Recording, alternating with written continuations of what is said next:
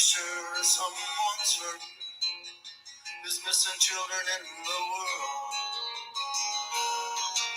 It's sunrise into daybreak.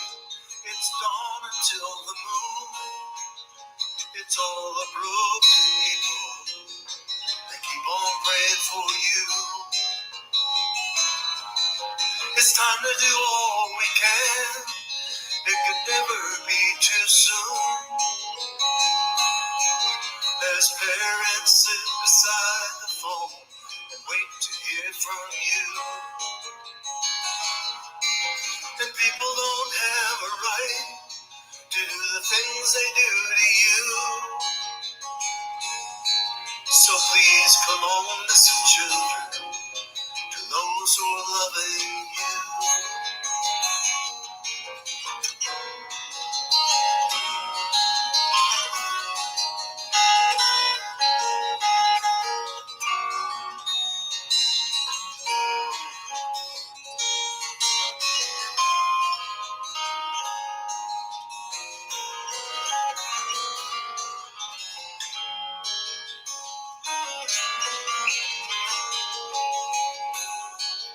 And God, if you're out there, please show them the way through their broken dreams and the blue things children often go through. And open up those frozen windows, let them see the light. Let them come home and the children within their parents' sight. It's time to do all we can. It could never be too soon. As parents sit beside the phone and wait to hear from you. And people don't have a right to do the things they do to you. So please come home, listen, children, to those who are loving you.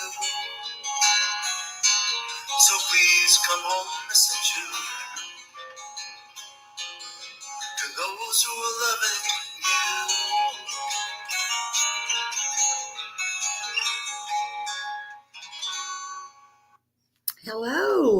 Hello, everybody.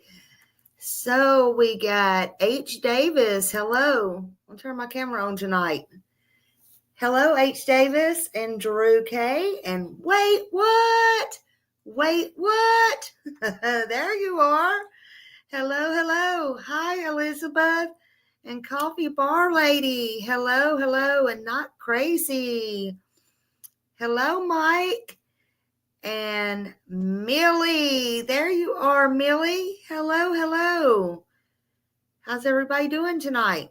I almost said good morning.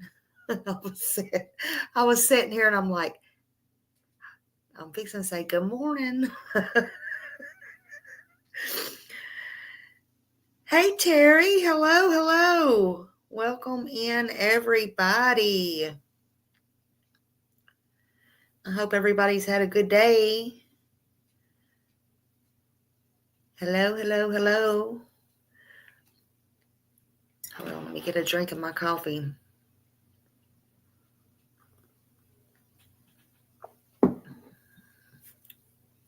So I finally figured out how to change my picture. I forget it every time. So I put little Sebastian up there.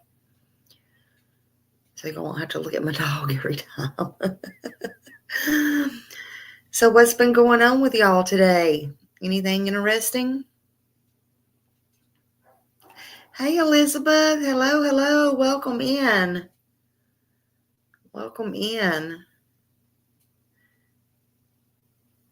Hello.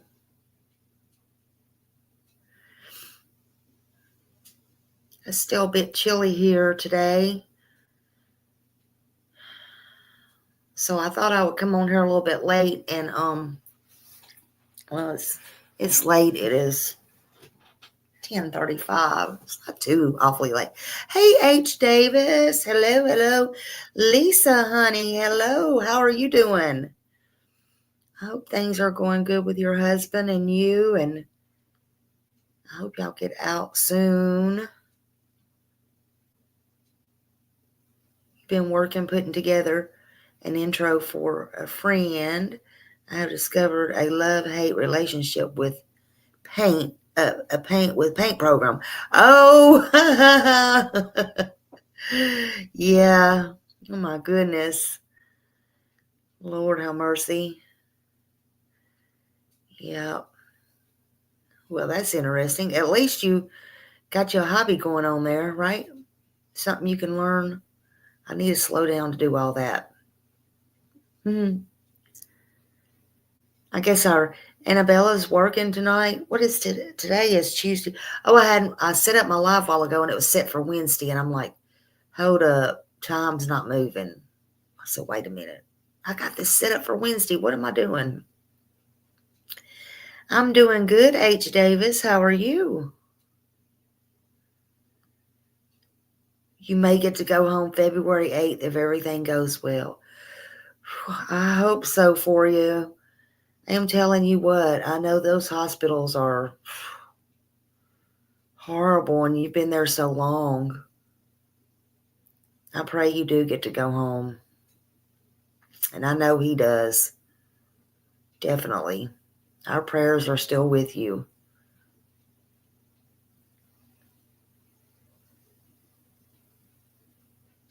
Yeah, many prayers.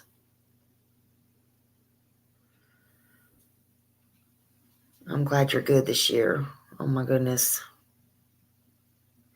I know the world didn't start out as good as we would have liked it to this year.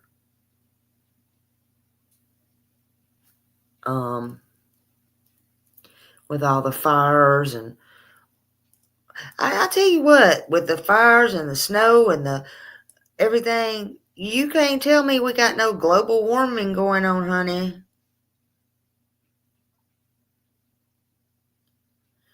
Frigid in Summer Hill.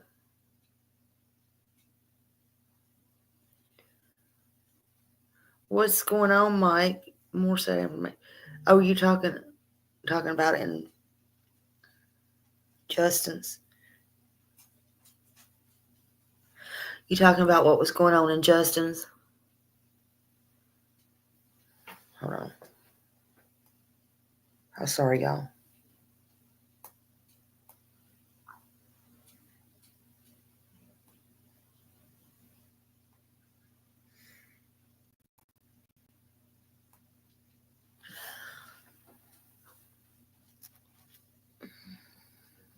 We got 3 medals. I'm just trying to catch up with y'all. Sorry. I'm trying to catch up with everybody. So, Laura, I want to say this before we get started. Did y'all, I don't know, Millie, if I should or not, about that crazy video that came out today. You know which one I'm talking about this morning? Lord, my stuff was blowing up, honey.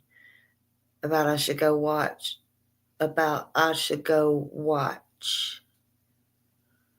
About you know what I'm talking about, Millie?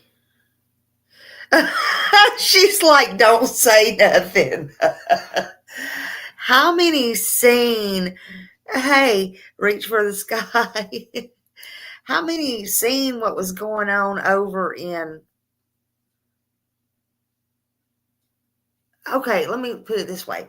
Let me rephrase this.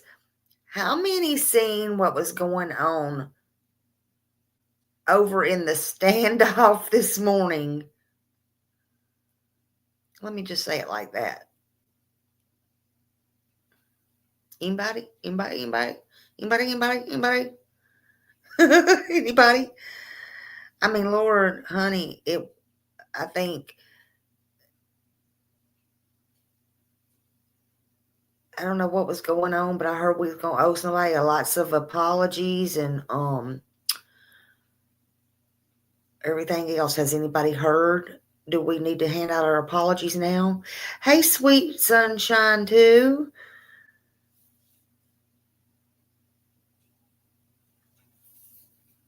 Welcome.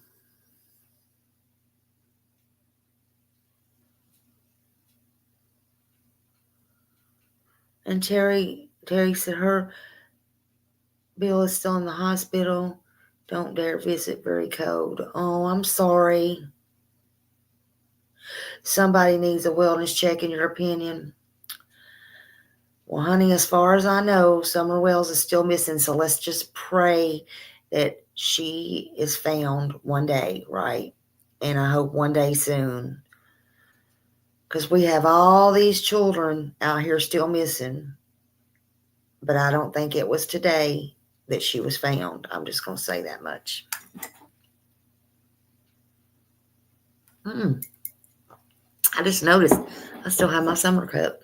I need to get me another one. I like this cup because it's thin. It's not thick or anything like that. I like it. I love it. Love it, love it, love it. So today I want to talk about when a child is missing. I've been working all day on a lot of information. And I wanted to talk about that. First, I want to show y'all this little video. It's about 4 minutes. So I guess I'll get on with that first because I'll start running my mouth here.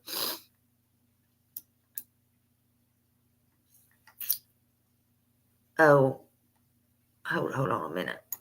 I always forget this. I better with this one. Hold on a minute. Sorry, y'all. You know, I am. Full credit goes to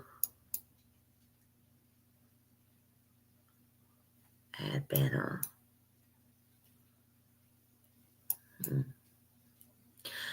Okay, that. Let me go back and put a little bit of music on.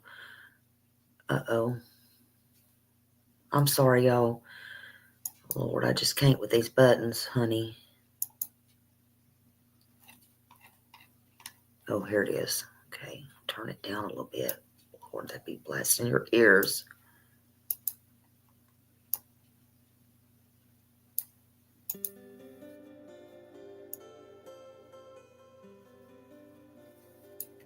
Actually, I'm sick of that tone. Hold on. That's good. Okay. All right. I don't want to get distracted. That distracts me right there for some reason. Okay. Sorry, y'all.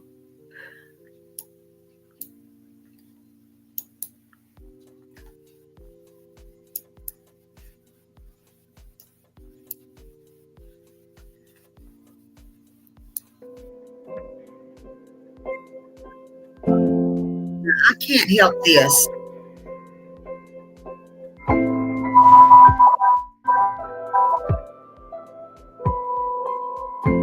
Whatever we can do to get you through this process and get your children back home where they belong, that's why we're here. Anybody that helps me search for my daughters. That's him, not me. I can't help I it. consider family.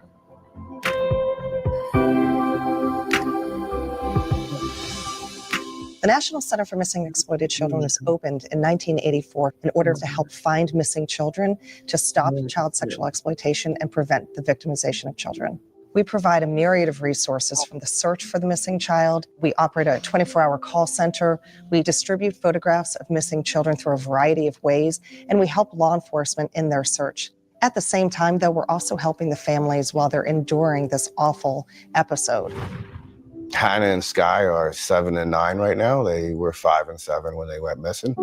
They're two of the sweetest, smartest little girls that I knew. And I hope and I pray that every day is the day that I get the phone call to come pick my daughters up. Kayla was taken when she was 9 years old, and now she would be 14 years old. It's not something you could ever be prepared for. How long is this going to go on? You hold on to this hope that you'll see them again. I think the National Center for Missing and Exploited Children reached out to me within the first 2 weeks. Honestly, they've been the ones who have helped the most get our story out. The role of a forensic artist can include anything from doing age progressions of long-term missing children, facial approximations from unidentified skeletal remains, really anything to help law enforcement help find a missing child. And what we're trying to do is spark recognition with the public. All it takes is the right person to see the image. Time is of the essence in some of these cases, and Photoshop allows us to do these images faster, cleaner. It's crucial to be able to do that. Collaboration is key because at any point I can send my files to Joe, Christy, or Paloma, get their feedback.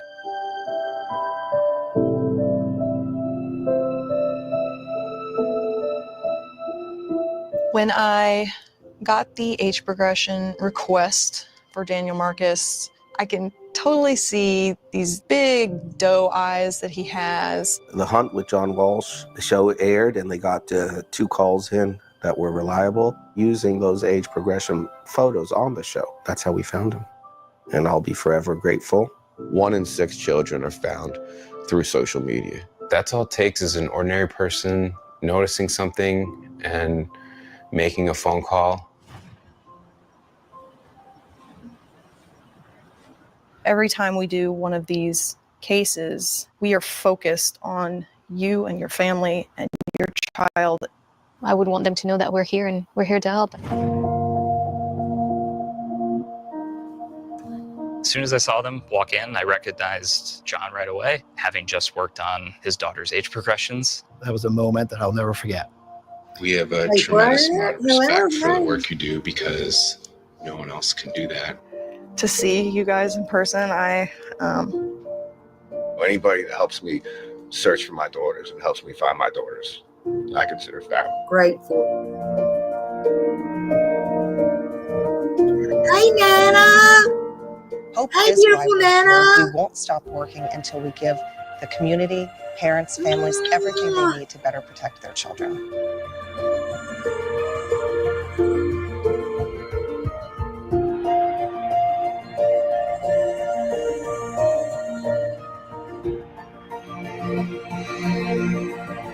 Every child deserves a safe childhood.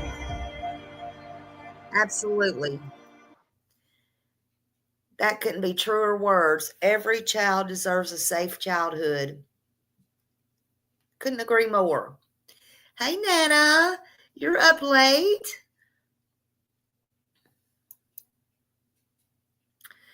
So when a child is missing, do y'all know over 600 kids go missing a month just in Tennessee alone? That's a lot of kids. You did? You are blessed. I am very thankful you got your feeding tube took out today. Oh my God, I know you're so glad. Oh, I'm glad. Are you home now? Are you home or are you still in the hospital? Because that's great news. I know you are. You're at home. Good. I'm so happy for you. I'm so happy for you. I'm gonna email you. I'm gonna email you tonight or in the morning, okay? Just look for it.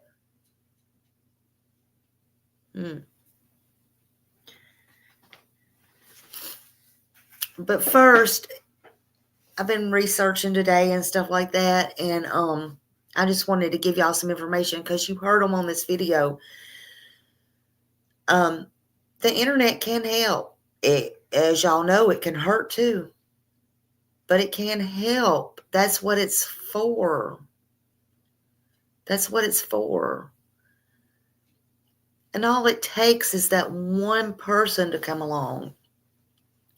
One person to see. Just one person to see or to hear. Right? Just one. Something to jog a memory. Something to remember seeing him with his mom in the roadhouse. To hear or to hear her on the phone. Anything about this case that they can go back. Even to this day, she may be out somewhere and slip. Or the family. You never know. And again, hey, It may not even be them. It may not, they haven't come out with any suspects, right? Although this is now, as you've seen it written in writing by the lead investigator, although we've been telling you all along, it is a criminal case.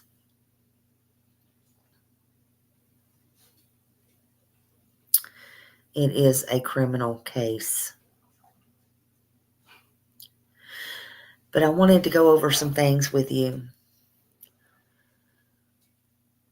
When a child is missing, first, if your child is missing, you immediately, this is what you should do, you immediately contact your local law enforcement, because this is an emergency.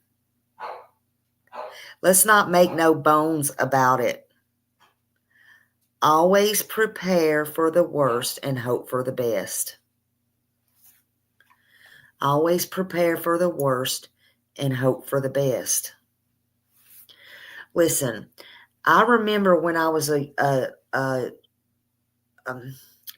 young kid and I had a good home, but there was some miscommunication somewhere. It was no fault of my own. I was 10, right? I was about 10, I would say. And the way our homes were, my backyard, I had a fence, and in the backyard there was, I don't know if y'all know what an alley is or not, but there's an alley, okay? And I'd go back there and play, and the house across the alley, which was not a hop, skip, and a jump. Then I had my other friend, my same age.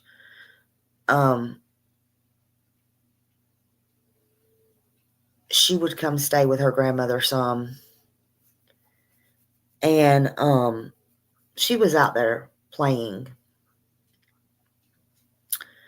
Now, when she was there, either she would come over or I would go over in the backyard. And the way our houses were, our grandmothers could look out the back window and be washing or whatever, and they could see us play. And we would go nowhere else. We were good kids, and period. And if we did go into, because I would have lunch with her sometimes or whatever, they'd fix tomato soup, grilled cheese sandwiches, whatever.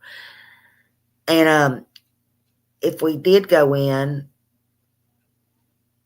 like, my grandmother would holler over the fence and make sure it was okay with her grandmother, vice versa, whatever. And we're talking, 50 years ago. Well, this one time, her name's Jennifer, and me and Jennifer was, and plus she was born with heart problems, and so she had to be real careful with stuff she did. So she was a good girl. So anyway, she had to be real careful. Anyway, she had a birth defect and all that stuff. And so anyway, I went over, got the approval from her grandmother, and I had went in to ask my grandmother, and my grandmother was watching the news, so there was some miscommunication somewhere. It wasn't really anybody's fault. I couldn't have been there maybe 45 minutes because it was in the evening that time, and being a little girl, they wanted to make sure I got back across and home before dark. But when I got there, to my surprise, either my grandmother had forgot, or she was saying yes to something else, and that miscommunication had caused her call the police, my mom, and all kinds of cops was there. You talking about, I was scared. I was just as scared as she was. But she was like, where have you been? She wasn't mad at me. She was glad to see me. She was real glad to see me. And I said at Jennifer's over, and I don't want to say the name, but anyway, that lady's probably dead now. And they were, God, they just hugged me and was so glad to see me and everything. And I didn't get in trouble, and she didn't get in trouble either. Nobody got in trouble. That's how, yeah, take the wheel for the missing. That's how it should be. Y'all do realize that some people don't even report, and we know, like in Casey Anthony, they don't even report their kids missing. I wasn't even missing. She thought I was. I wasn't. But some people don't even report their kids missing. They don't even report them missing until somebody finds out about it. Hey, J. Marie. Good to see you.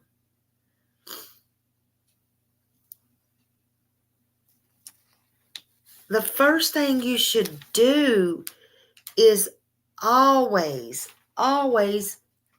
first call your local law enforcement, 911. That's not what Katie did that day. That's not what she did that day. Now, does everybody do the same thing? No. At least she did call. I can give her credit for that. No. Excuse me. Let me back up.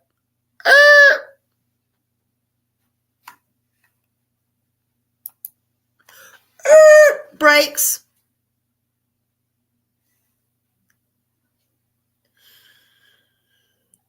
She called Chris 3 hours away, 3.5 hours away. They called on three-way.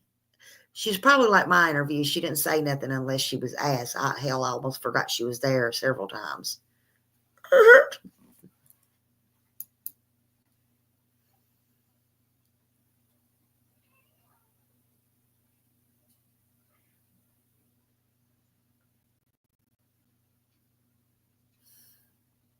But you should always call 911 first.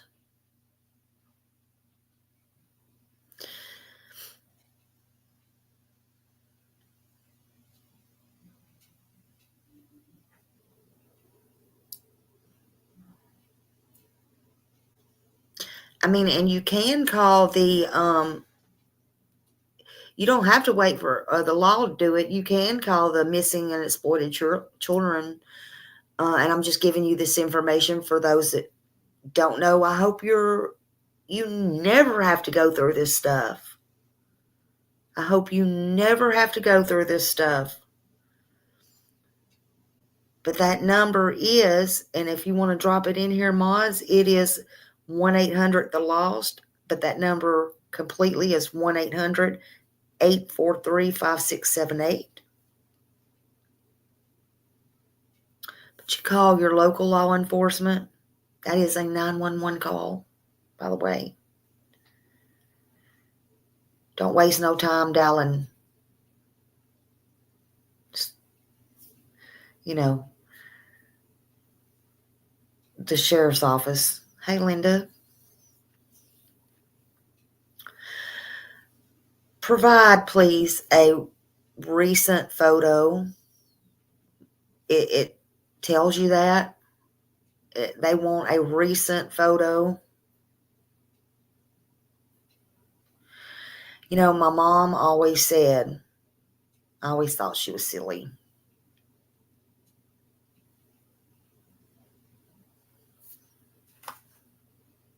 But she always said, It was an honor for anyone who wants to take your picture. Don't shy away from that. She said, don't shy away from that. She said, one day you'll wish you had them. She was right. She was right. So stop that. Don't do that. If somebody wants to take your picture, let them take it. Let them take it. Be happy. Be honored. Just smile. Roll with the flow. Laugh it off. It don't matter. Your hair looks terrible. It don't matter. Whatever. Of course, my mama would die if hers was. If hers would have been cray cray. But anyway, no, seriously, just smile and roll with the punches. You know, through my life, there's been times, you know, teens and all.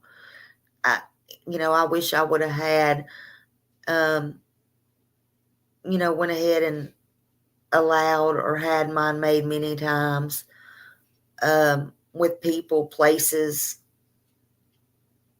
You never, what do I say? You can't turn back time, and it's just precious memories. It's just a thing. It's just a thing, but it's something you can't turn back. And you one day wish you had. And you know what? I know you have those memories in your heart, mind, and in your vision.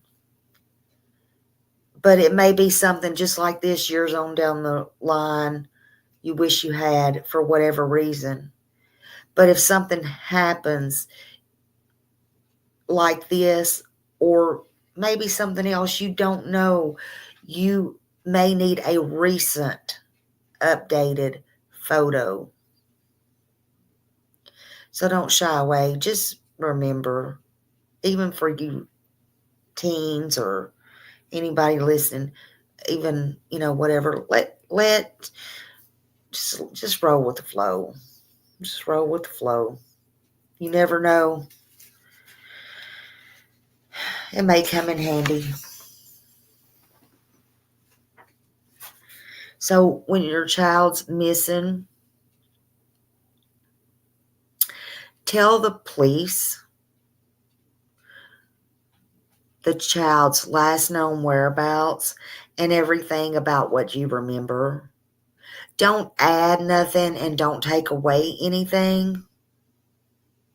You don't need to. And more than likely, they're going to know or they're going to find out. Okay? You want to be credible. You want to be cleared. Don't give any false information. And if you don't know, then you don't know. Say you don't know. Don't give I think and false information. And please do not. Common sense would tell you, don't let someone who was not even there tell the story. You see how that's working out for some people, right? Listen, if I send my husband down to Walmart to grocery shop for me, and they have a robbery down there, now how in the hell am I supposed to, I'm sitting here on YouTube with you, how in the hell am I supposed to be on the news and tell every single thing that happened and ID everybody, down to the T, to the clothes, to everything, every mole on their asshole, and tell everything that went on if I was on here on YouTube with you and talking about a missing child's case? Think about that for a minute. Does that make any kind of sense whatsoever? I'm just wondering.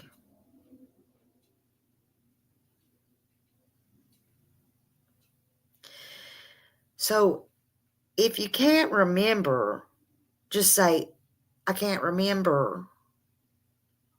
I'll try to think about it when I'm in a better state of mind. But you don't have to add and you don't have to subtract, right?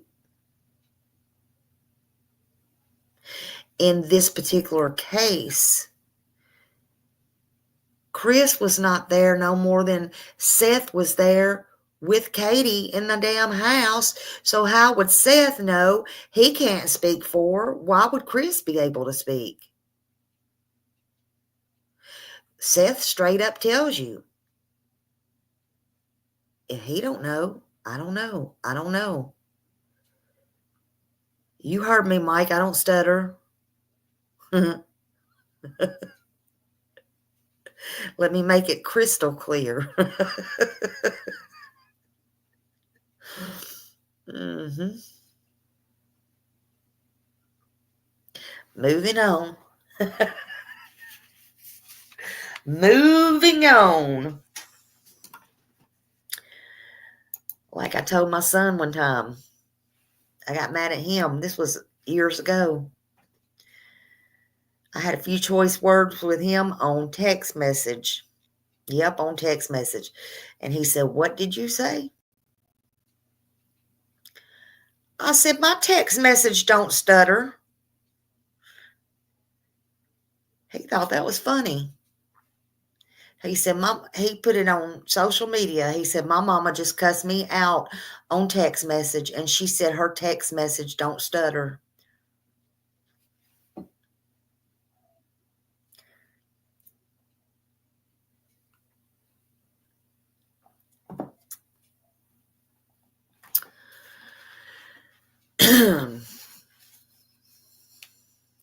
But what you need to do is, oh, my son's grown, by the way. Was grown. It's my second born. So I sure did. Anyway, moving on. So y'all don't have to call CPS. I sure did. Anyway, moving on. Not crazy.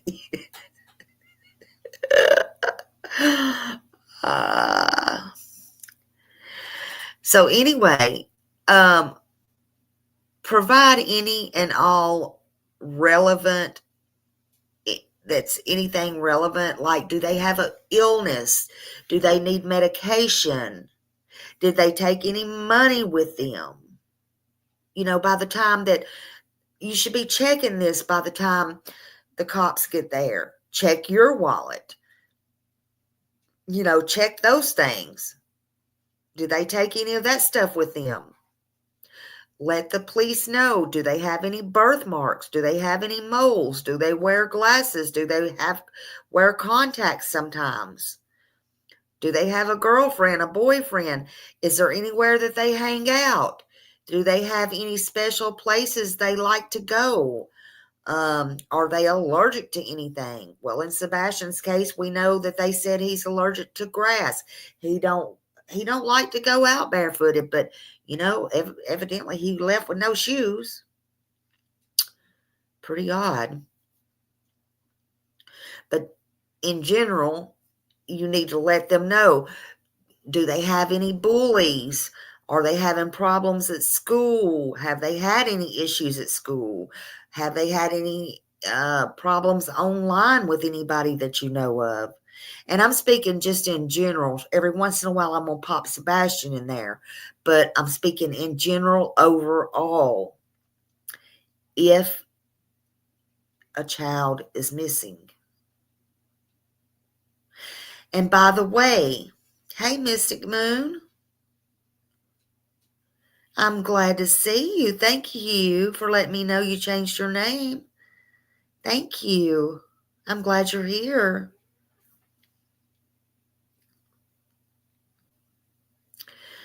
But by the way, don't forget, there's no waiting period to end your, and some of you don't know this, there's no waiting period to enter your child's information into the NCIC. But you, in case you didn't know that, you can ask for that information to be entered, and you don't have to wait on LE to do that. You can ask them to rush that along.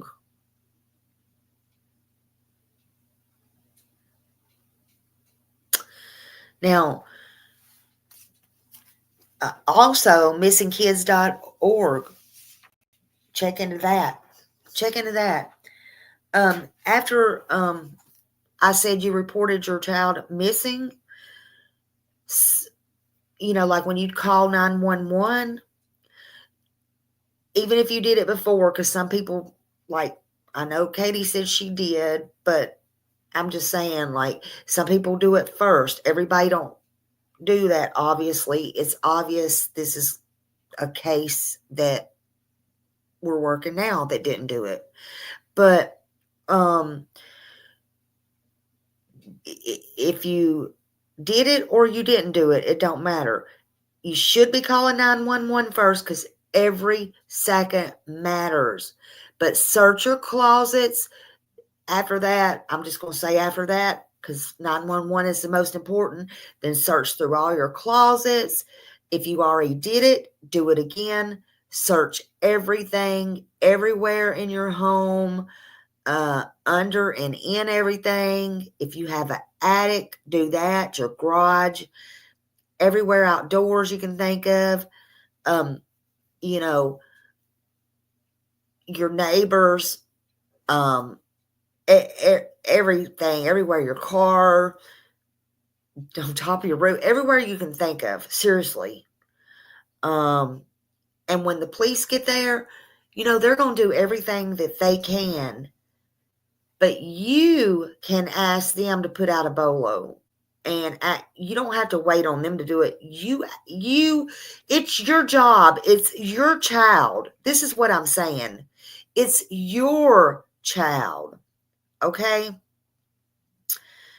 In my opinion, it's one thing to be cooperative, and it's another thing to try to find your child, or just hope someone else, whether it be the police or someone else, while you sit back and kick it up and just do nothing and trust a total stranger, even if it is the police.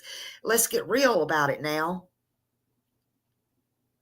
Trust them with your child's life in their hands to hopefully find your child. And all these people volunteering, I'm just saying, who might come across your child. Listen to me. It's your child. You should be doing everything in your power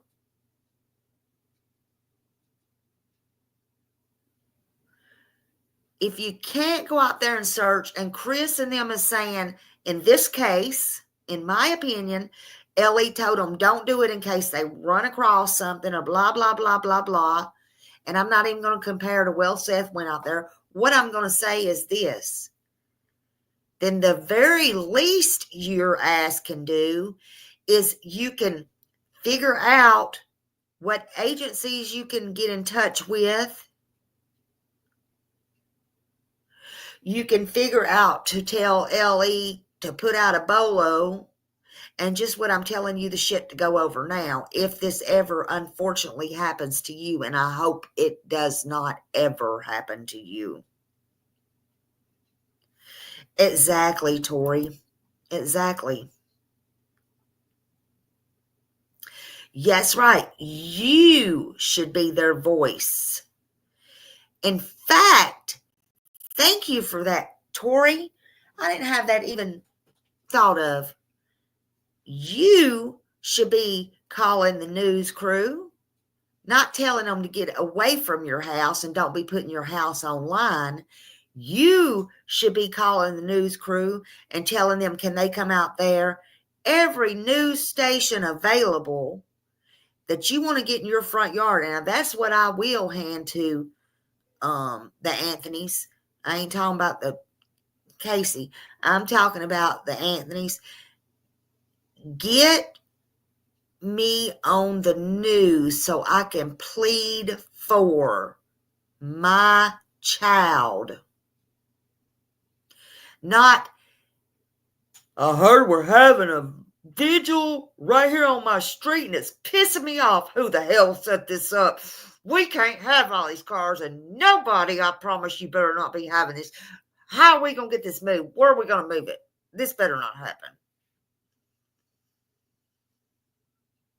Y'all remember that? Come on now. Come on.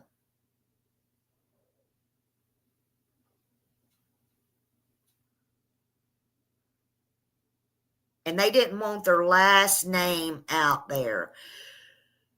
Are you kidding me? Well,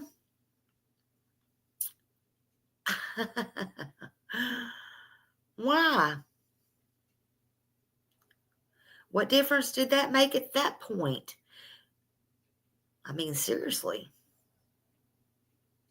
They didn't want their last name out there. Was that, let me just say this. Let me just throw a theory out there. Y'all know how I feel.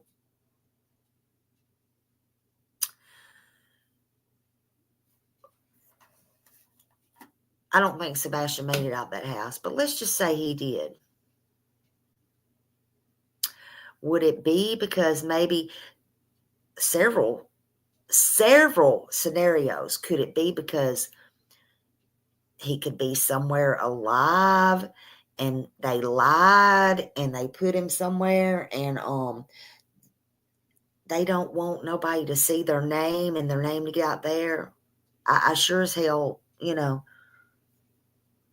I remember that one time Chris saying, the worst thing that could happen is he could get out and somebody could see him. Well, what does that mean? The best thing that could happen is if he was somewhere and somebody got him beside y'all taking him somewhere, would be as if he got the fuck away and somebody did see him. That would be the best thing that could ever happen. I'm just saying. But you want it the other way around. That don't make no sense. If somebody's got you, kidnapped you, or took you, or whatever, the best you could hope for any child, adult, or anybody else is that they got away from their abductor. Remember? Yeah, you remember Mystic Moon? Not him. He said the worst thing that could happen is if he got out and got away and somebody saw him. What kind of shit is that?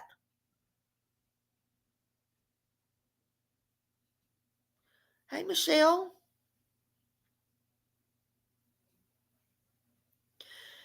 Exactly.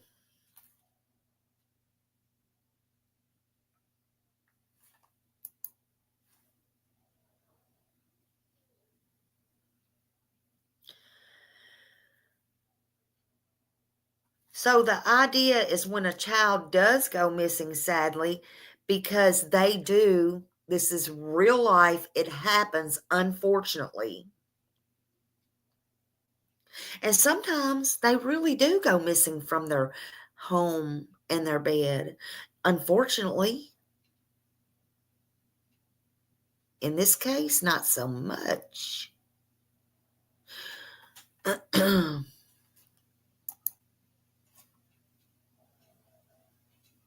He actually did say that, Mike. I'm surprised you don't remember him saying that. It was kind of at the beginning.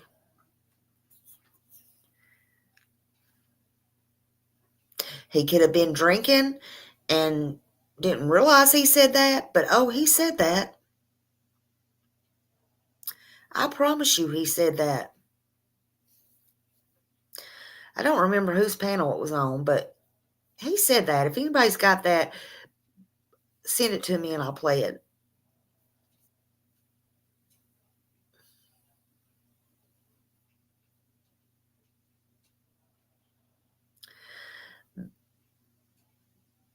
No, Mike said, no, his brain doesn't be in gear, I think. Yeah, sometimes it don't, because I think he drinks a little bit, and I think he forgets sometimes what he says. I think Chris is his own downfall, to be honest with you. Because I think he wants so much power.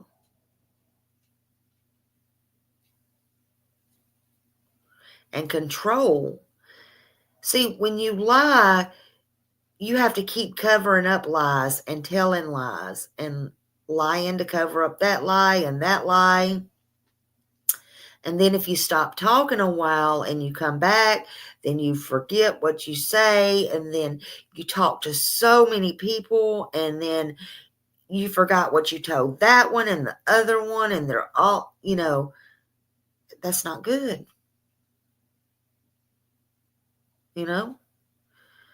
But if you don't lie, your story always stays the same.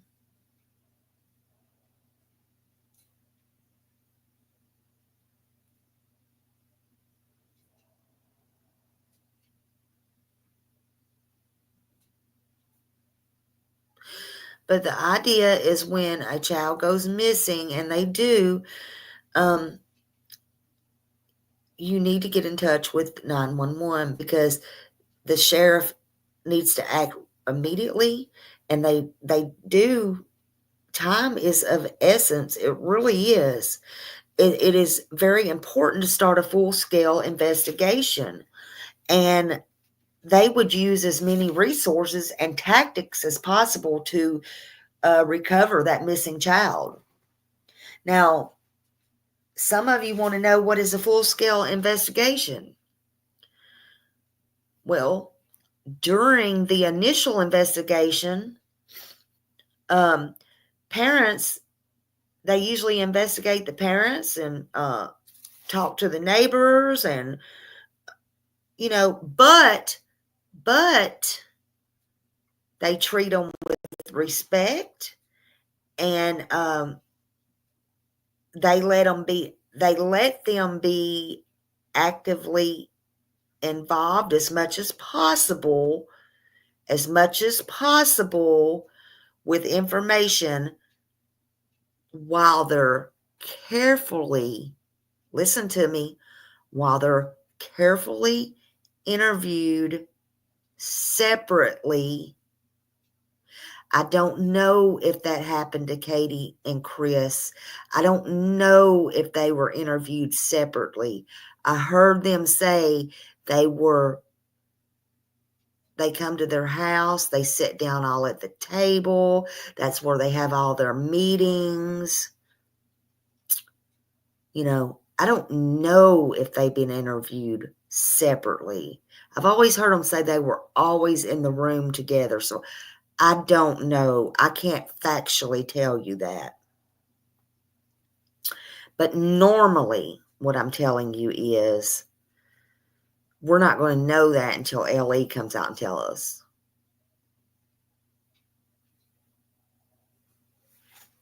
Yes, Tori. Absolutely, he did.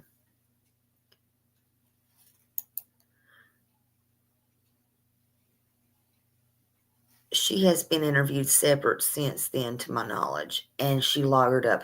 Okay, and that was recent. I mean, like since she pleaded. Is that correct? Is that what I'm understanding?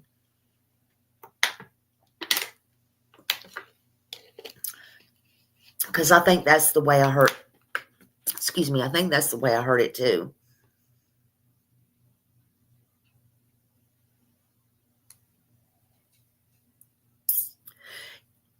Hey, Mohawk.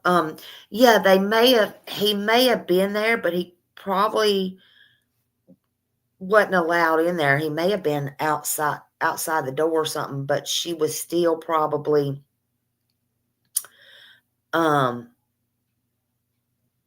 in my opinion, she was probably still intimidated and invoked her Fifth Amendment rights, knowing she could probably do that because he was out there. You know what I'm saying?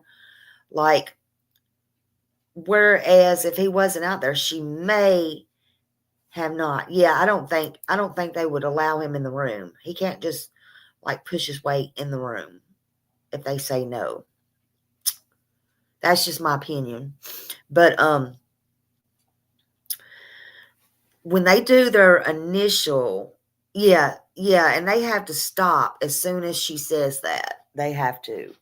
And he probably gave her the rundown before she went in there, regardless. But during the initial, that's what they do, and they have to be carefully interviewed separately. But to avoid contamination of the details and ensure all potential leads are explored very thoroughly, providing them with any updates, they can update them as appropriately as they can while maintaining the integrity of the case, as long as they don't jeopardize the case. So see, at the beginning, they may have been telling them things, but they may have been doing that too, telling them very little, but just enough to get them to cooperate until they were not cooperating anymore. And Chris could have thought, this is my bestest friend. But the difference is, see, when Chris was saying, I know them and they're la la la la la la la, it may or may not have been Chris's friends while he was out there throwing their name out. It could have been his mom and them throwing. There's a difference in your mother knowing somebody and your family knowing somebody and you knowing somebody. You understand what I'm saying? There's a difference in that. And there was a Facebook post. I forget. I got it somewhere in my phone. Oh my God, I can't dig it up right now. But they made, I can't remember. Somebody help me here. They made Kathy they made her edit out. Somebody remembers this. I know it's in my messenger somewhere. They made Kathy edit out very early on. This was during the search. Something she posted up. They didn't realize she was even the grandmother or whatever. I know she's not the blood grandmother, but they didn't realize who she was. So if they were so chummy with the police, you know what I'm saying? Are y'all getting what I'm saying? So I don't know who was who and who was in with who, or what cop that was, or whatever. They made her take out the volunteer post. Yes, thank you, Michelle.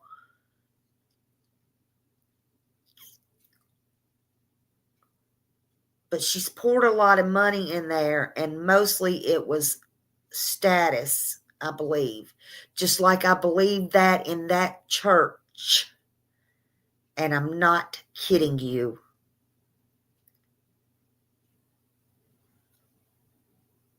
I believe that church myself is nothing but status. And I'm sorry. If any of you go there, I'm sorry. You know exactly what I'm talking about. Who in the hell needs a coffee shop inside a church as big as Starbucks, if not bigger? And tour guides. Come on, man. Do you go there for the freaking coffee and donuts, or do you go there for God? Just saying. Hey, Kelly.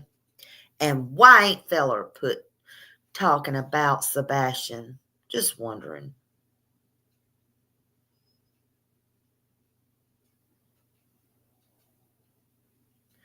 I know I've been in there. I've been in the house of the Lord, honey.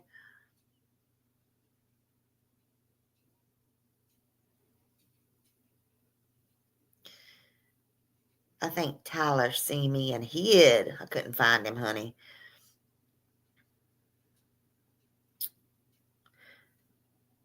I know, isn't that something? He don't talk about Sebastian.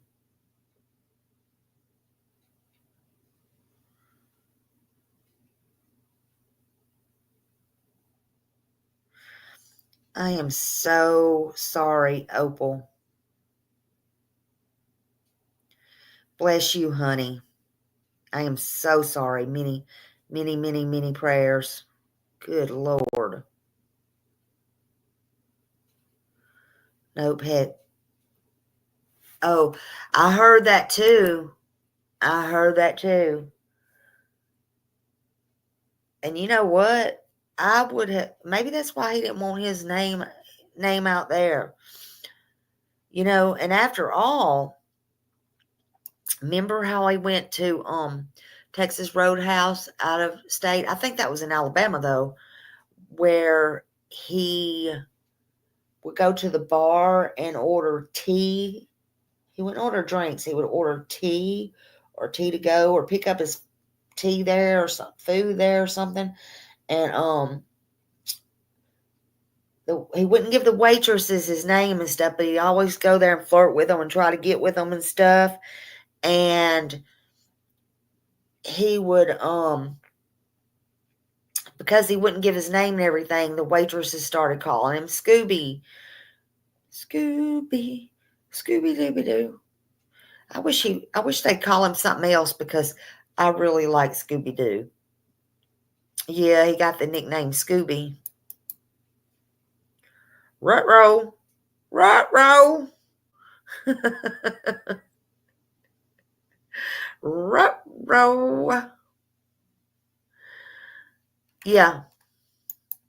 Oh, he was on them sites or whatever too. When these those dating sites and everything too. Ruh-roh.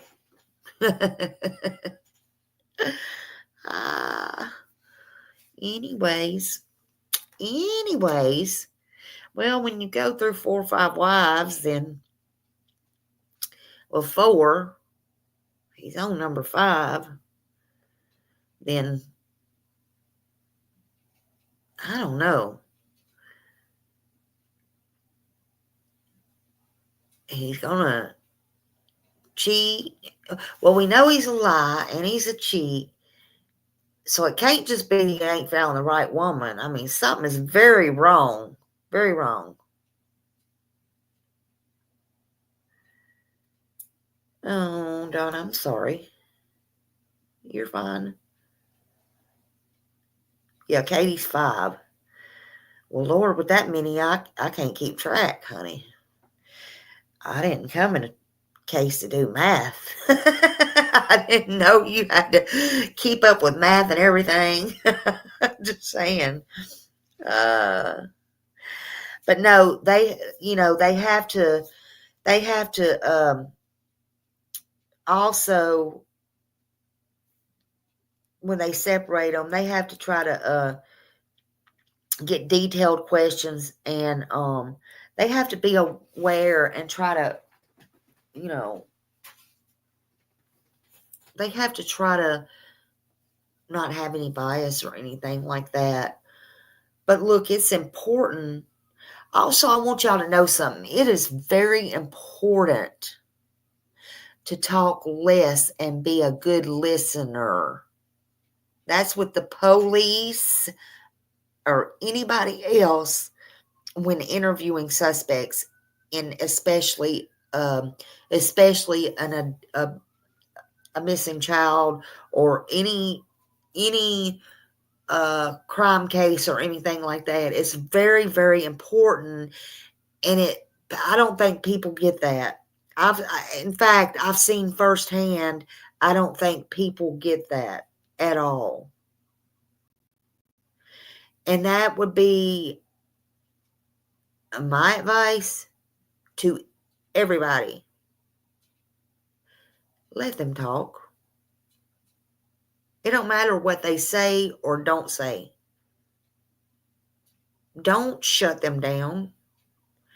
Don't shut them up. Don't interrupt them. Hell, it's rude to interrupt somebody anyway. Just don't.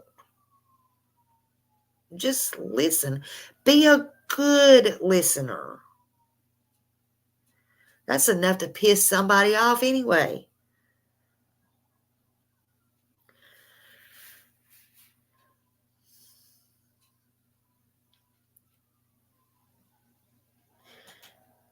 But how you go about your daily life if your child is missing, could you not knowing? Like at what point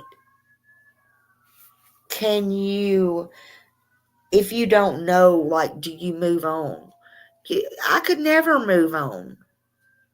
Hey, Justin, thank you. Like, I could never move on. But I would feel guilty, not guilty that I'd done anything, but I would feel like, I don't know, some kind of, what they call it, buyer's remorse or something.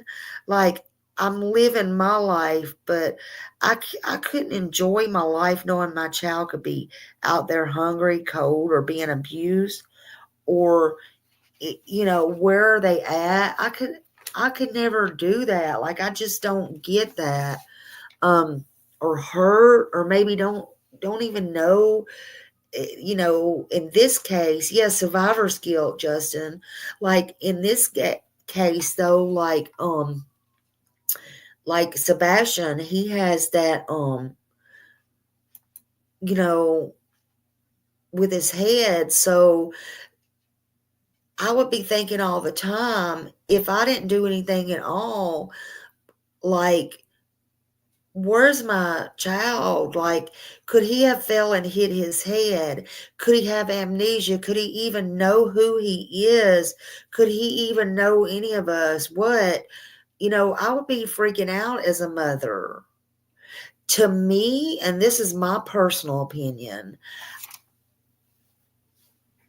I don't know, and it's not for me to, I'm not trying to judge. I really am not, because I can look at all sides. I'm not trying, right? Nobody can advocate like a parent. And so I'm not trying, because I always try to look at both sides. I really do.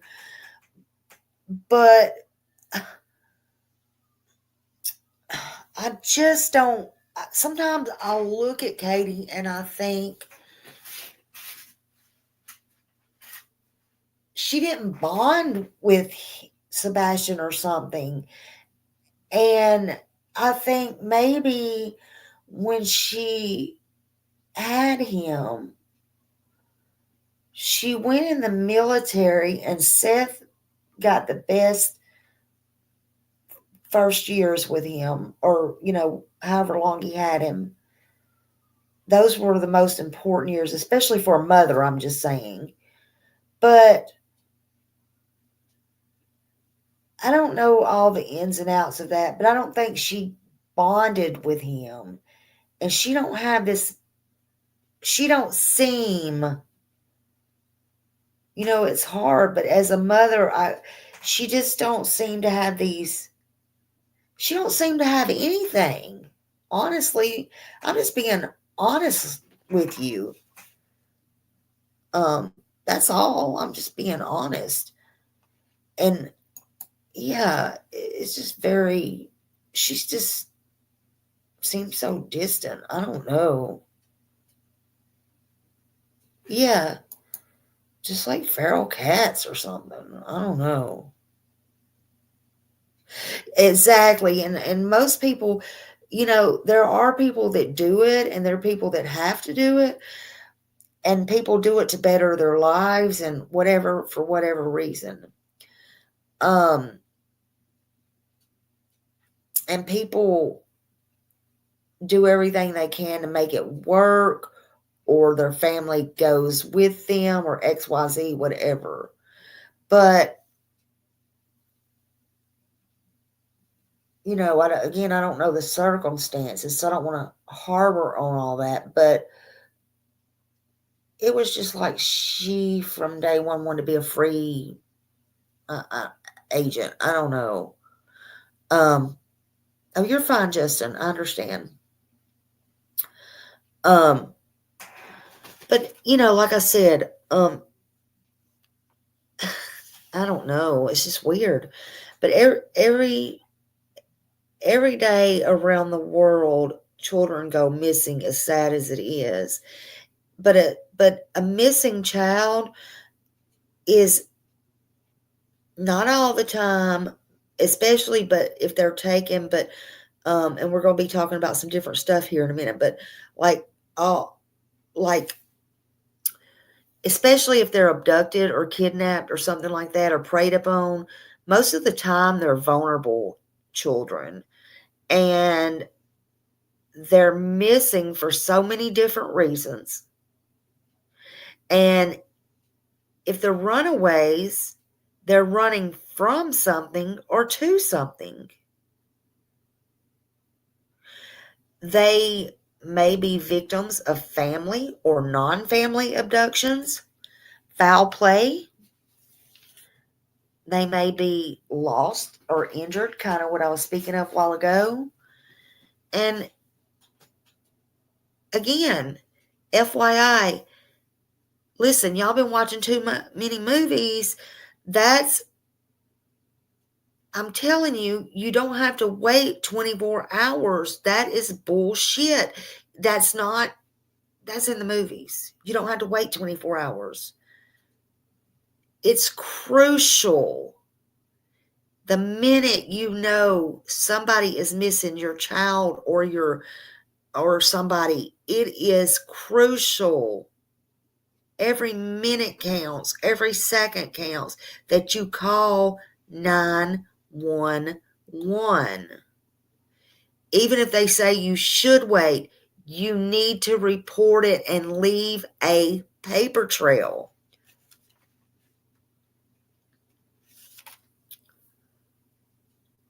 This leaves them so vulnerable, especially if they're a runaway, especially if they're a runaway. It leaves them vulnerable to be out there for abuse, trafficking.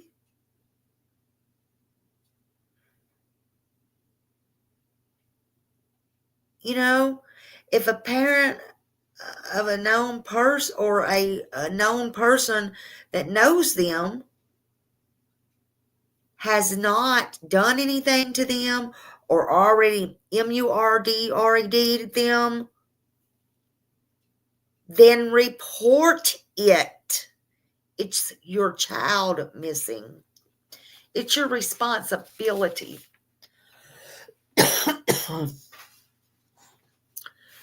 Talk to your kids. Talk to your kids open and honest. Fortunately, you wouldn't be having this conversation with them 30 years ago. But unfortunately, today, you have to.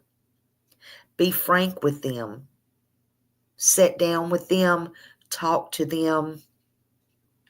Because it's very important this day and time. And it's not going to get easier. Look around. Turn on the TV. Turn on the news. They don't have to be online. Some things you can do is let them talk to you about their feelings, their fears. Trust me, they know more than we give them credit for. Let them talk to you about their fears, their concerns. Let them talk to you about what they are having problems with. Respect them. You want respect from them. You respect them. It works both ways. Yes, you are the parent and you are in charge, but it works both ways. You can't just berate, belittle, and be on your children all the time. At the same time, you are the parent and you're not their friend. You're their friend second, not first. But you got to have that respect.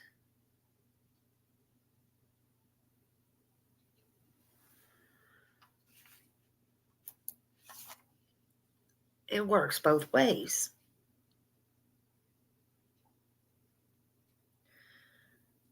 I bet if you start seeing things a little bit different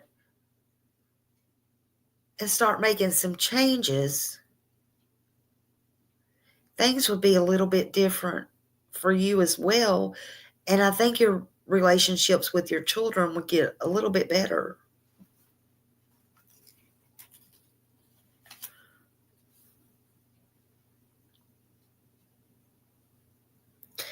Encourage them. Encourage them to succeed. Help them with their struggles. Children's struggles are hard these days, and they do struggle. And they don't know how to handle what we know how to handle. We done went through centuries of shit. These kids will never know or have the life that we had, the good days. They're not going to understand the good things that we've had in life, the good opportunities and the good chances. They're not going to understand the bad times we've had in life and the skills that we know. They're not going to understand any of that.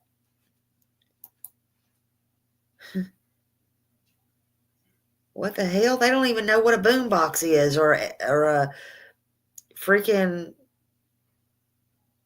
8-track. Are you kidding me? They don't know these things. And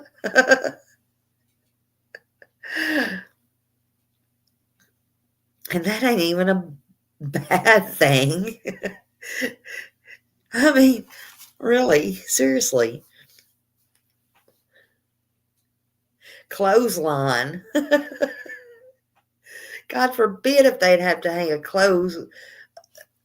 something out on a clothesline. Milk a cow, good God. Churn some butter. Oh my Lord. Ask your kids some of these things. Make a list and ask them, do they know what some of these things are? Ask them if they know where Lover's Lane is, for God's sakes. They probably don't even know what the hell that is.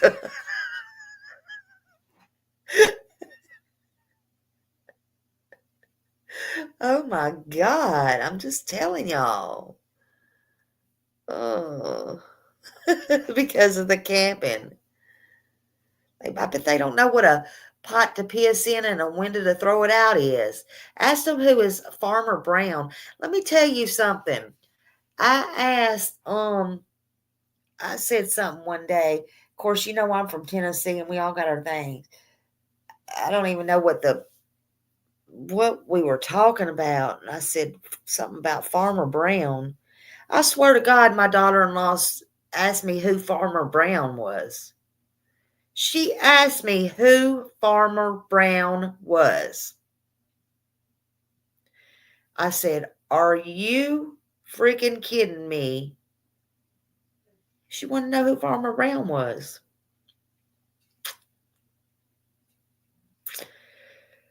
Lord, have mercy.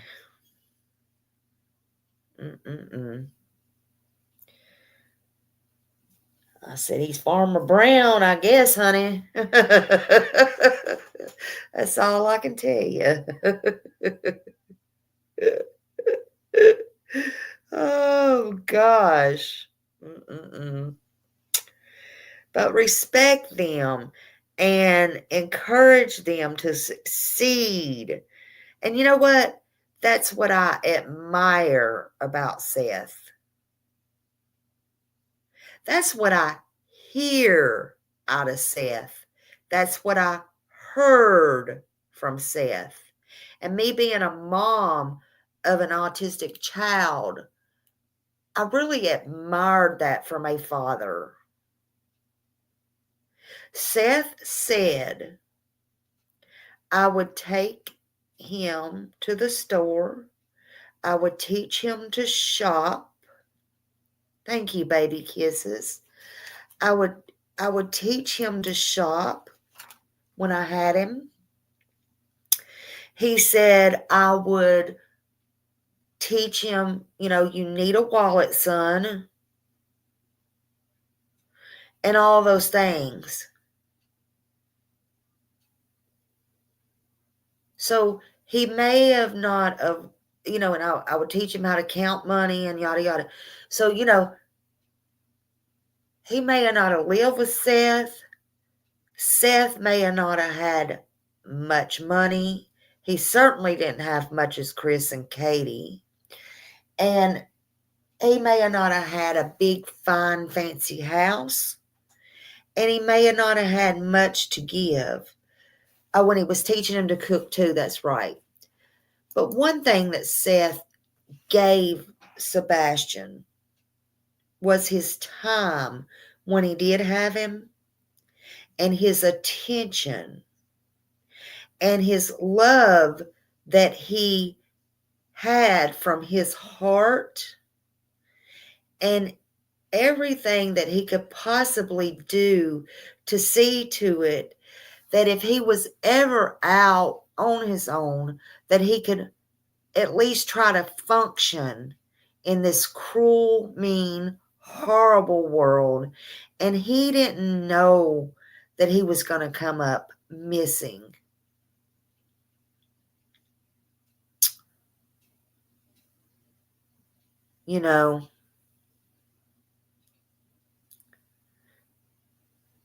And all everybody wants to do is bash him, and that breaks my heart. It's just, I don't know, man. Is he perfect? No.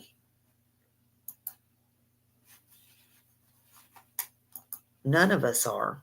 None of us are. But I don't know. That just stood out with me.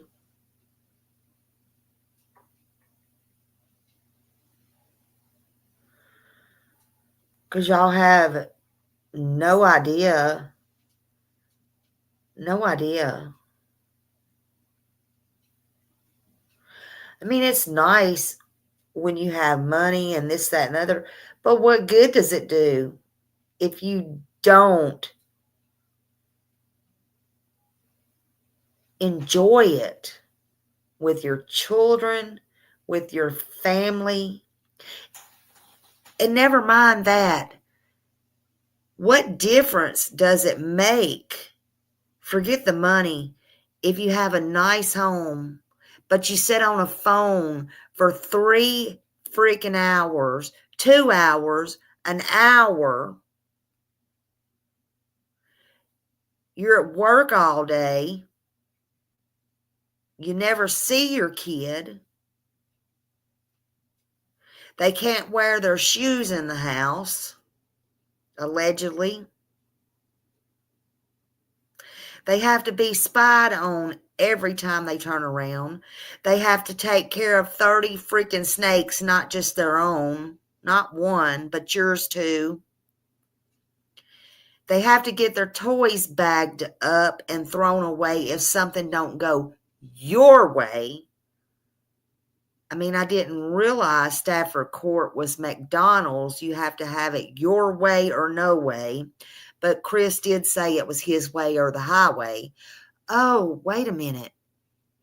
It's Chris's way or the highway. So something didn't go Chris's way, so he got Sebastian on the damn highway. Do y'all hear me? Stay woke. Brandon Carter, Sumner County Sheriff's Department. Somebody clip this and send it to him. Chris's words, not mine. It's his way or the highway. So something didn't go Chris's way, so he got Sebastian gone on the highway. Is that what happened?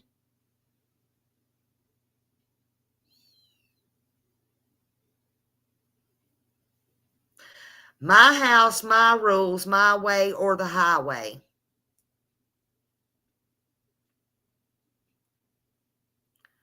Is that what happened, Chris? Katie?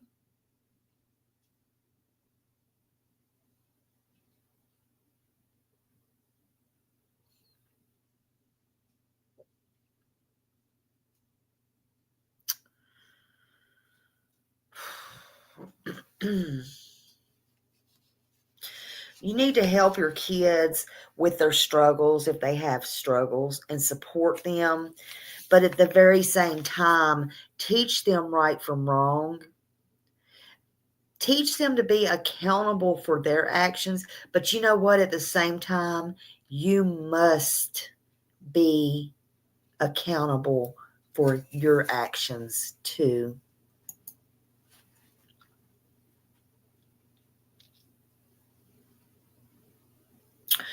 Provide a safe place for them to fall. Defend them openly and against harassment and abuse. Be that safe place for them to land.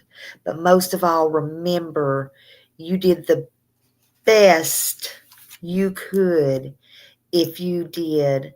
And if the worst happens and someone comes up missing, it's up to you to then do the right thing, quick, fast, and in a hurry. Report it and be truthful about it. Report it and be truthful about it. Call 911. Check your house, check your sheds, your garages, your attics, all of that. Check the schools, the neighbors, the friends, the families, the relatives. Call them, call people, get on the phone, make phone calls. Don't sit in your living room talking about who's going to buy jewelry, for God's sakes.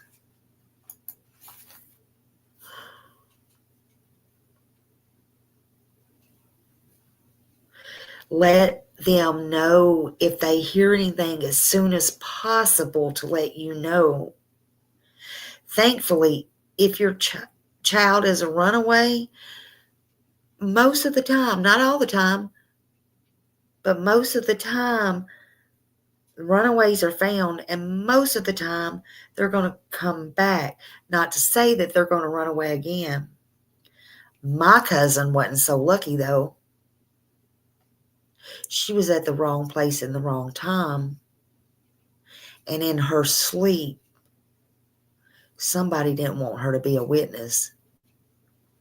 And although she was asleep and others were killed with a silencer on, they wanted to make sure she was silenced too.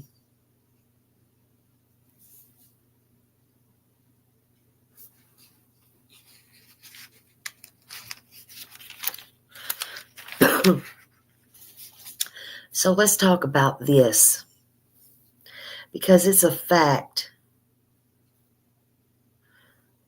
Between 18 and 21 is reported missing as a part of the National Amber Alert Bill. Ellie, previously, they used to only be required to report missing persons under 18 years of age.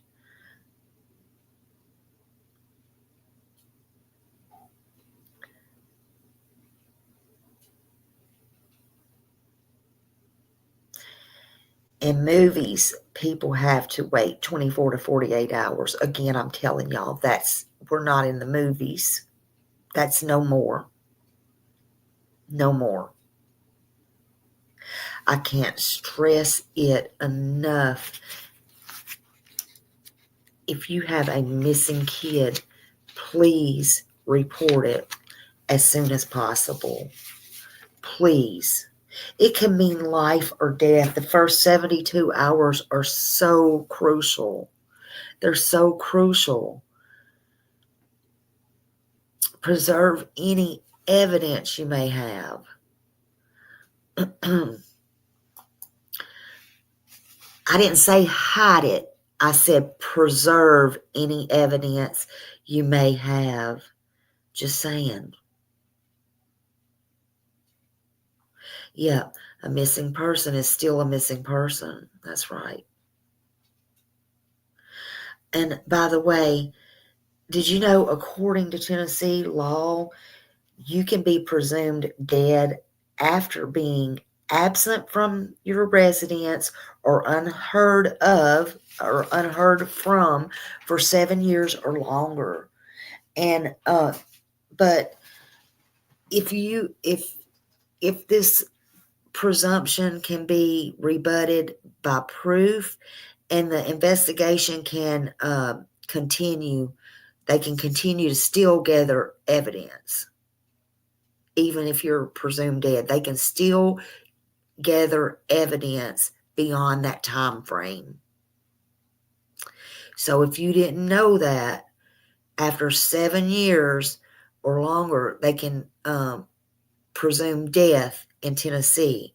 It can be rebutted by proof, but they can still investigate. They can continue to investigate beyond that time frame. So you're not free and clear if that should happen. Now, what, some are going on 4 years? Just saying. Depending on the circumstance of the case, they may choose to continue to investigate that case.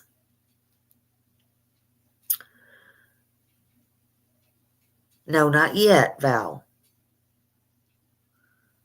Not yet. I think that's what some might be hoping for, but not yet.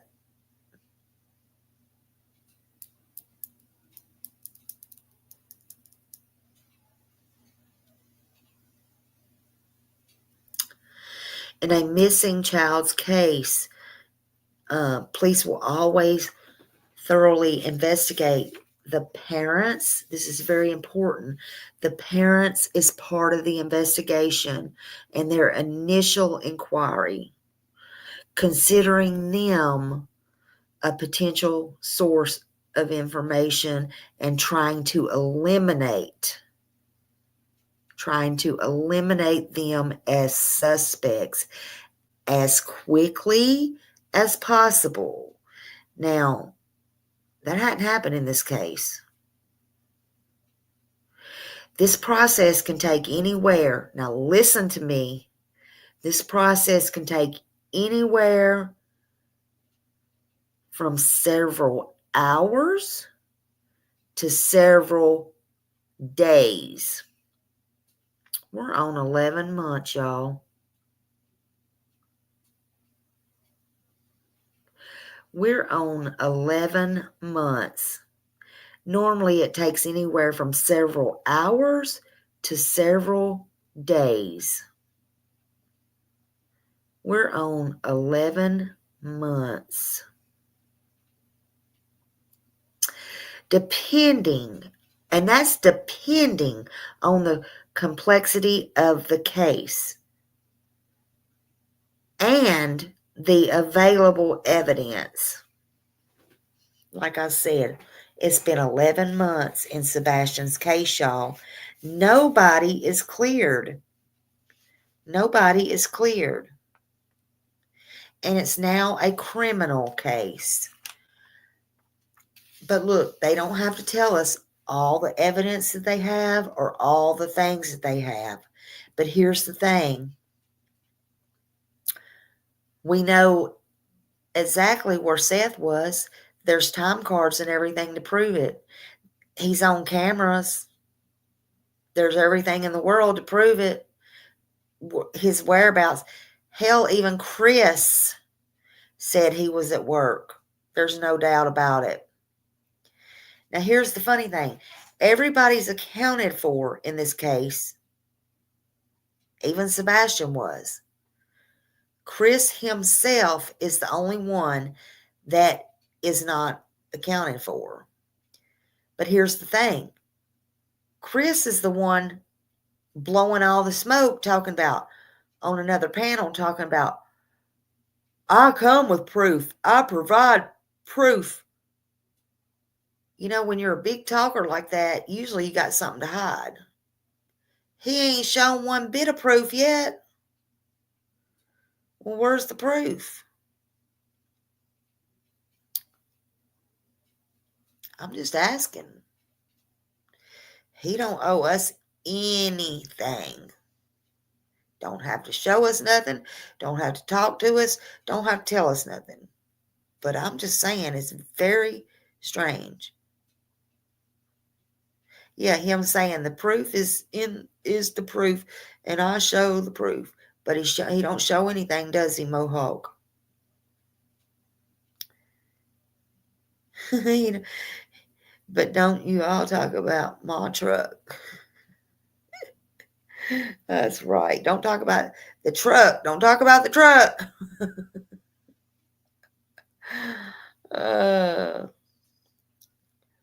But due to the sensitive nature of missing child cases, law enforcement will prioritize gathering information from the parents as soon as possible, including details about the child's last known whereabouts. We got proof, we definitely got proof from the Texas Roadhouse. And I think it's kind of up in the air about the taking out the trash. I don't think that video was real clear, but we got that. I feel in my heart he definitely made it home. So,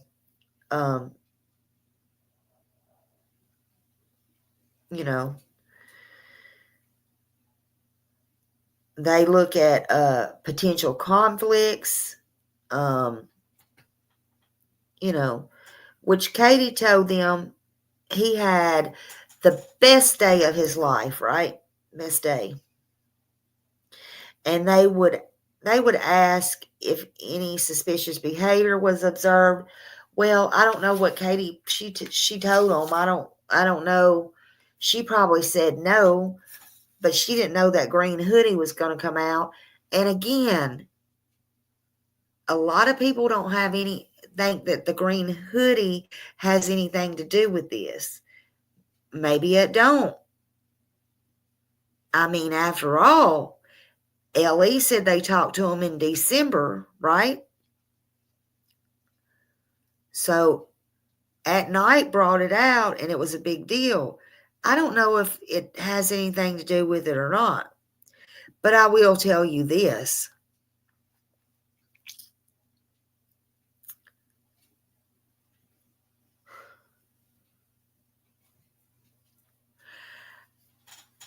With my observation on that, it did look like to me two things. Right. Why not use the crosswalk instead of in between the cars? That's number one. Hey, Bo, and everybody coming in. Right. Look like a drug deal. So why not? Yeah, why walk in between the cars? That's number one. And why was it that Sebastian was going out and paused and looked like whoever it was, whether it was a drug deal or whatever, he either was uncomfortable, in my opinion, because he either knew that person, seen his mom do that before and was uncomfortable because it was a drug deal, or something to that nature, because kids can feel a certain kind of way when that happens, or he just, I don't know, it was strange, or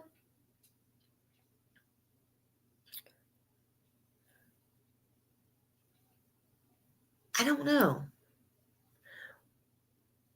There's a lot of people was saying it was Melissa, not that Melissa, but the stepsister. Well, I don't know about all that, allegedly.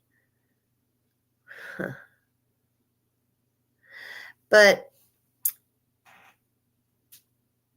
I did look at a photo that was sent. I ain't saying it is.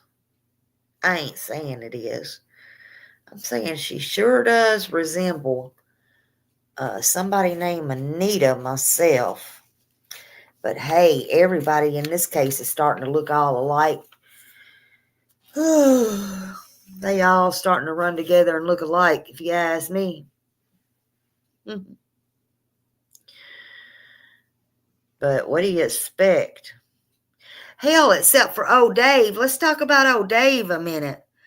Old Dave finally put a damn picture up, y'all. Good Lord heavens above. He needs to cut that damn nappy ass hair. Child, Holy Mother of God. Lord have mercy. Maybe it would thicken up some. KK sure didn't get her hair by genes from him. Let me just tell you, I'm just saying that. Woo! He's fucking ugly. Fuggin'. I don't think that's how it's supposed to be said. Fuggin'. Fruggin'. Who's Dave? Who's Dave? Dave is Dave. Dave is Dave. That's Dave. That's Dave. Don't make me net detective.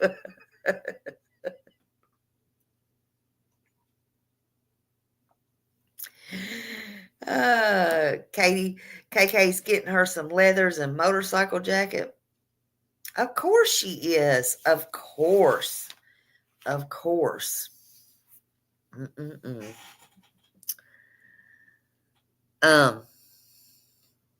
Yeah, even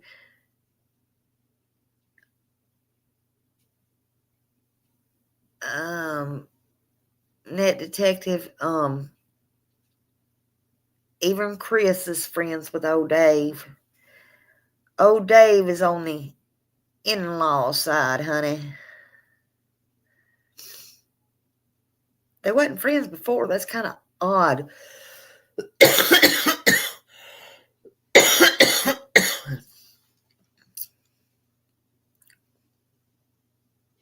Motorcycle mama. Hey, Jude. Yeah, I couldn't sleep. I've been on here like almost 2 hours now. Motorcycle mama. So, usually, a few other things. They do initial interviews. They, in the initial interviews, we're talking about the cops, initial interviews usually involves comprehensive interviews with the parents.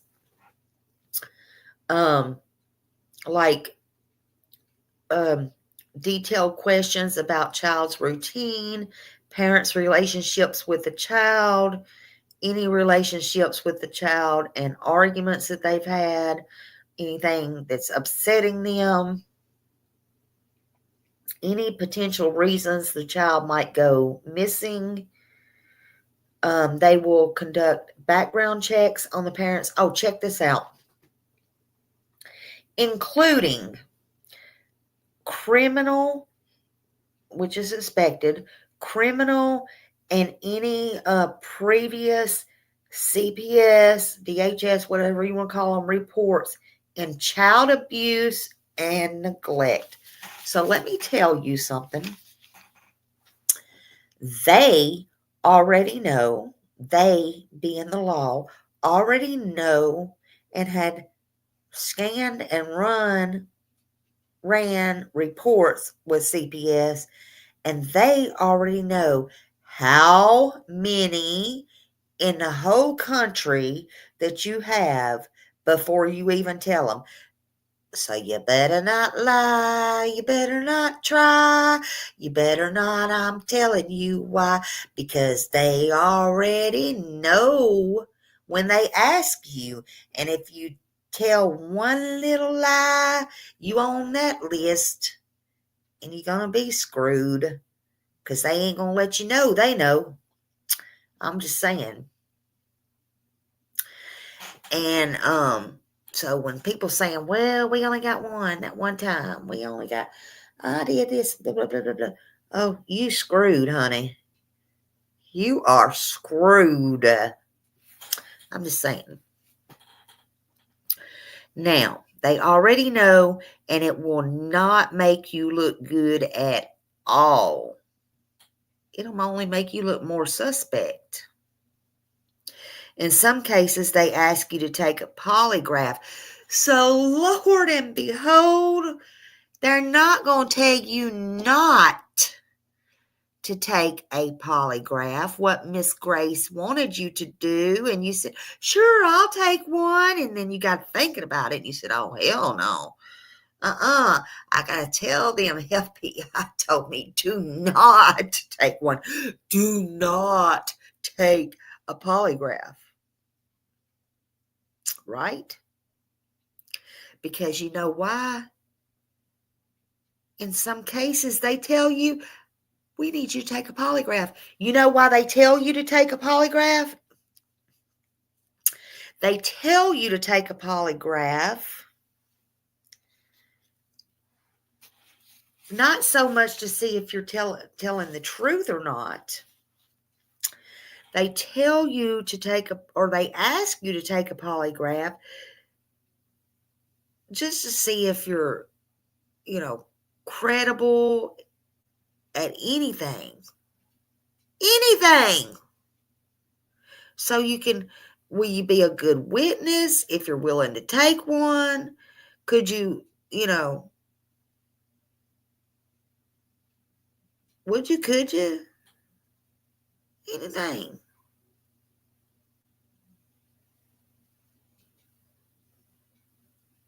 They don't tell you not to take one. Go look it up. I did. That's false information you're putting out there, Mr. Chris. Anyway,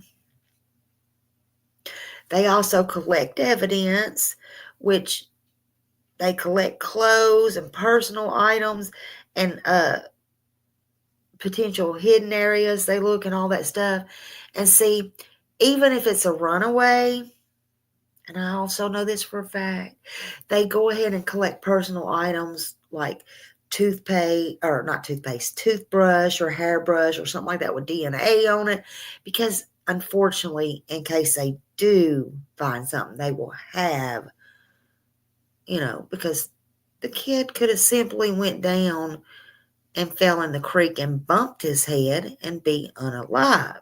And they need to have that to later identify teeth or whatever, unfortunately. But see, I'm beginning to wonder now, all those shoes sitting at the door and everything, was that kind of a setup too? Because I had a couple of pictures that I put a while back, about 3 or 4 months back, in one of my lives or in my community post, where he wasn't supposed to wear shoes in the house and stuff, but yet it's funny, there was shoes in that Olivia interview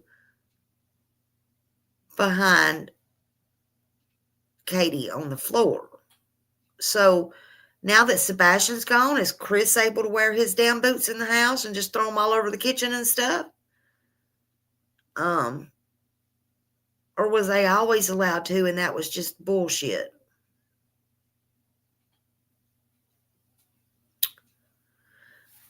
I don't know. They're just all telling lies.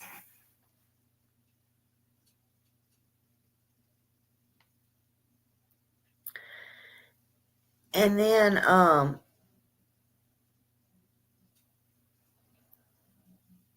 they want factors about the timeline, clear, so they can help clear the parents. Dum dum dum dum dum.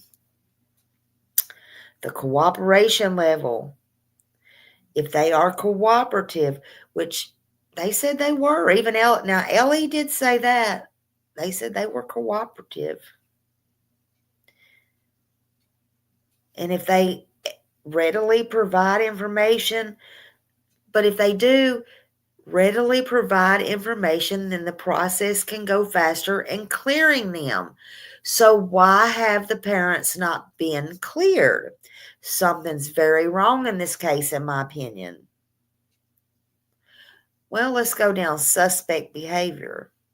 If the parents exhibit suspect behavior or inconsistencies in their statements, well, hell, that's easy.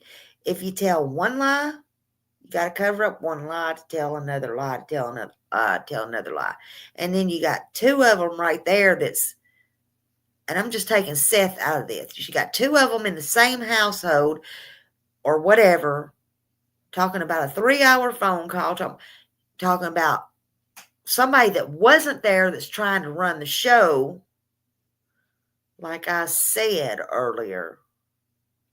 How am I going to tell something that happened down at Walmart if I'm sitting here on YouTube with you? I can't.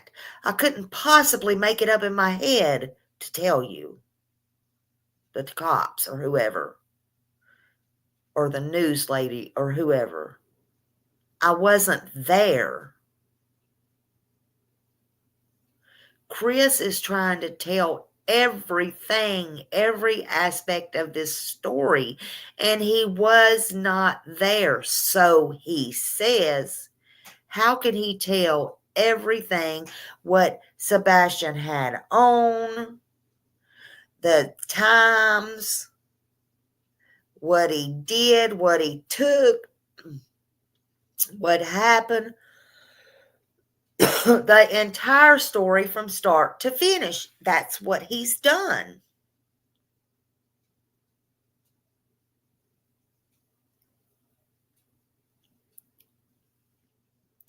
So if the parents exhibit suspect behaviors or inconsistencies in their statements, it may lead to further investigations and delay the process of clearing them.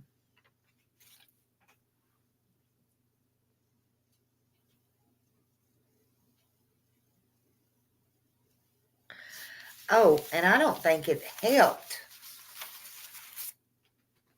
when recent events occurred. Was it on Elevated Truth? When Chris got on there and called LE straight up dumbasses.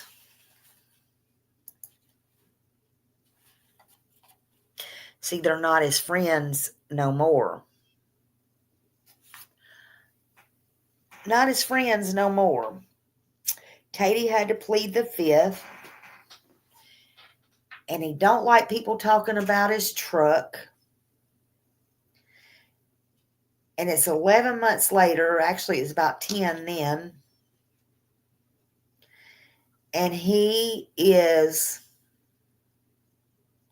infuriated now that everybody's not kissing his butt. And he knows this is a criminal case. So now the LE, TBI, they're so freaking stupid.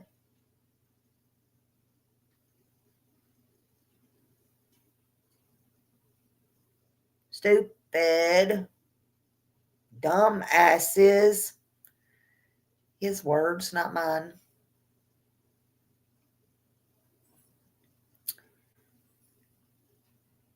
He just don't know. He just don't know what to do now.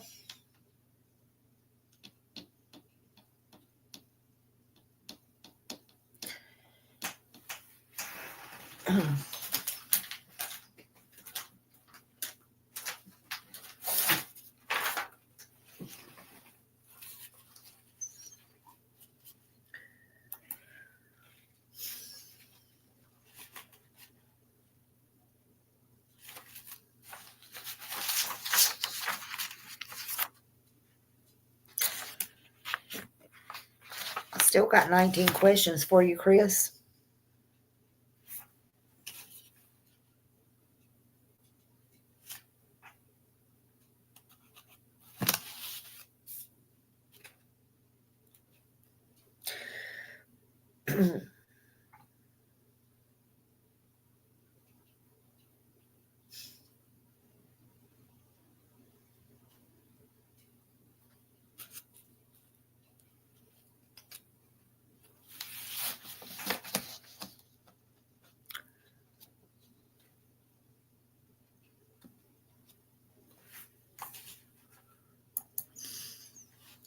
I don't think just not wanting truck brought up, but he said it's out of the bag. FBI questioned him over geofencing and truck. Yeah. Yeah. I mean, if he was not in Hendersonville, then why is this truck pinging all over the place? I mean, it don't make no sense. It don't make no sense.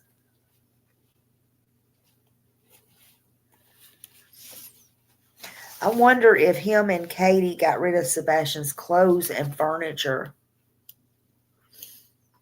He claimed, he claimed FBI did a deep dive on him. I bet he did.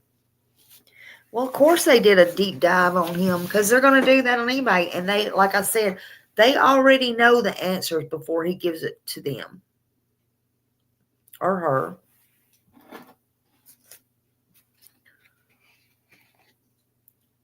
Mystic, do I know his answers? His answers are going to be, I'm not privy to that, or ask the cops, or HIPAA.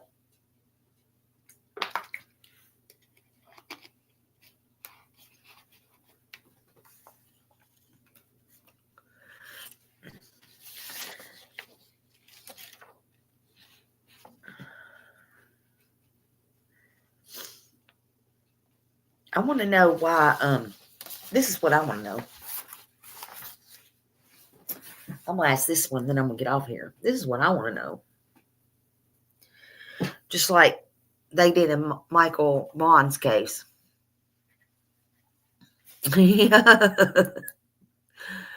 Okay.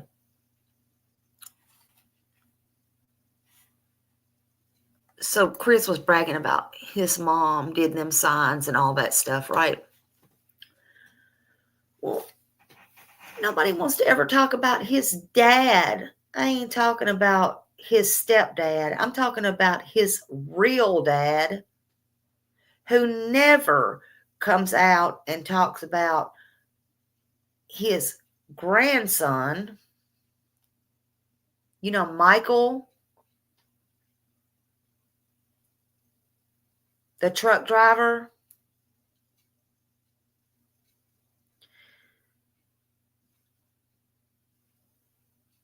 You know,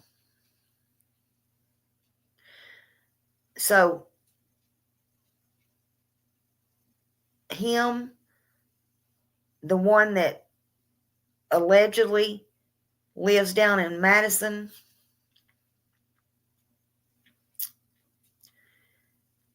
you know, even if they got beef going on, because I don't know if he loves Terry more than he loves Michael or what they got going on there.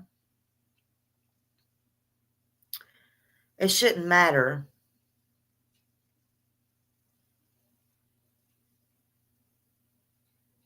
Oh, yeah, nobody's heard a peep out of him. Nobody's talked about him either.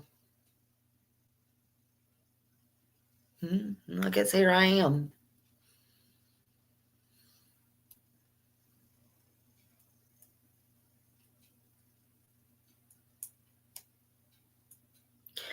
My question is, yeah,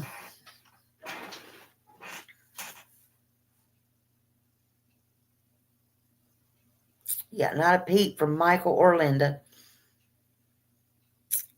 You think if they were good people,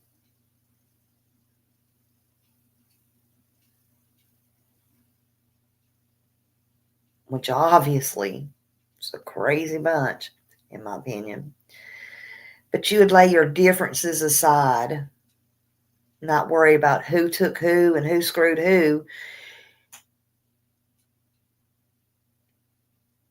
you would think if he may not still be driving a truck, but I'm sure he's got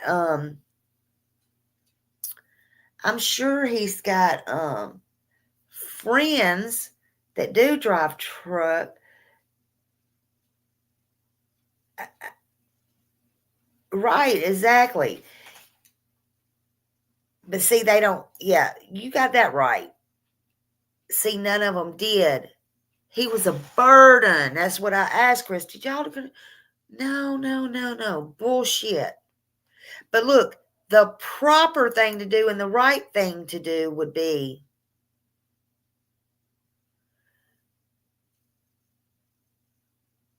see, I know all kinds of people that would offer.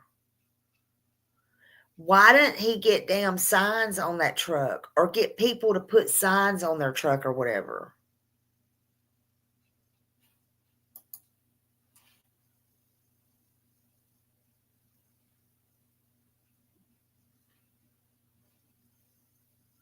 Could be. They're all, I wouldn't put nothing past none of them. None of them.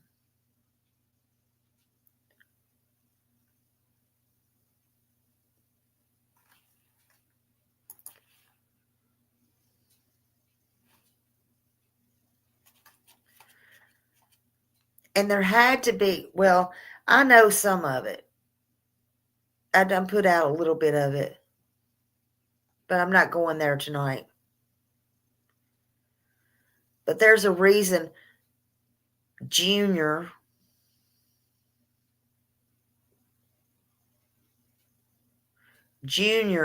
Socks won't have anything to do with his dad and that family.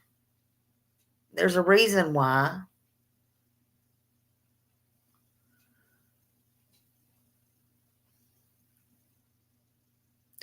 Why won't anybody come out from the past, present, and say anything?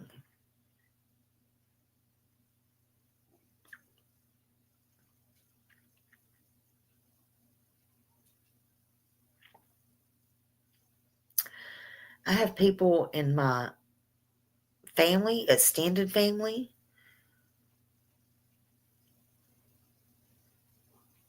friends that's been through divorce, whatever, and their other half of their families or whatever thinks the world of them.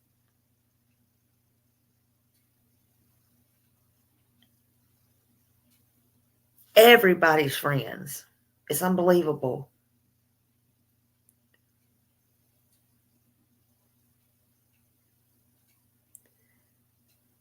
Do the right thing.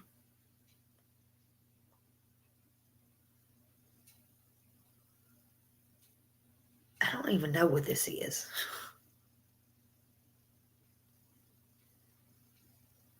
It's crazy. I see these people from the same place. I was born, I was raised, I grew up, I still have family there. I know what kind of people's there. My people's there. And I'm like, I see these people, I'm like, who are these people? Like, seriously. It's wild.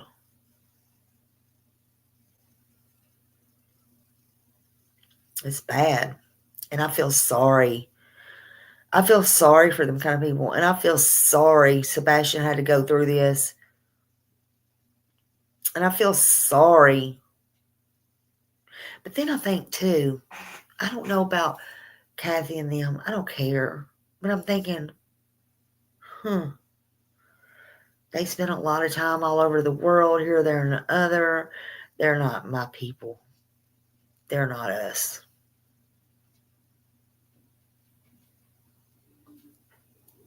They're not us. He does deserve better.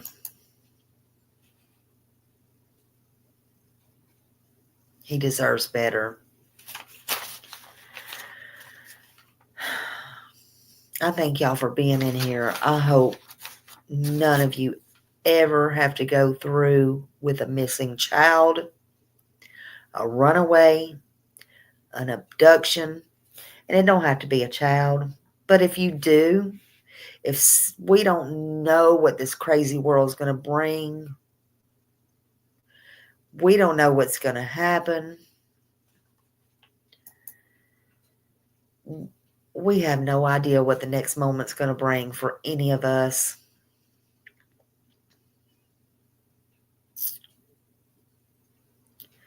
But if you are unfortunate enough to have this happen to you or your family, because you are not above any of this, it don't discriminate. Call 911 first. Don't let somebody tell the story of your child if they're not there. You advocate for your child. You do what you can for your child.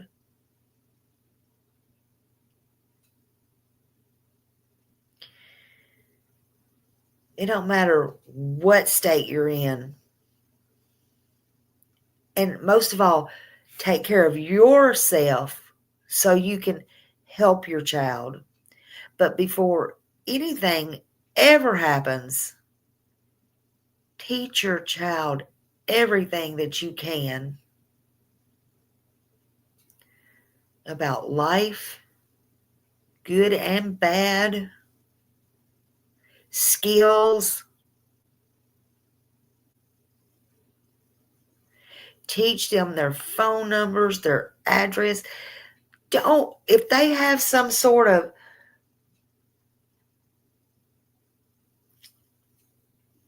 illness or medical condition or anything like that, don't use it. Don't treat them no different. Don't treat them no different. Talk to them like I'm talking to you. I'm sorry. Don't baby them. Your doctor will probably tell you the same thing. Don't treat them no different. If you got out here and got in a car wreck tomorrow and you were set in a wheelchair for the rest of your life, or something happened to you and you had to have a colostomy bag, do you want people treating you different than you were today?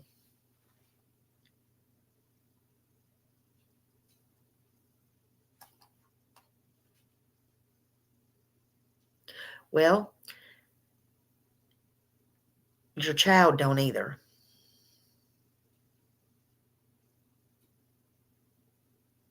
Your child don't either. Stop using it as a crutch. They're human too.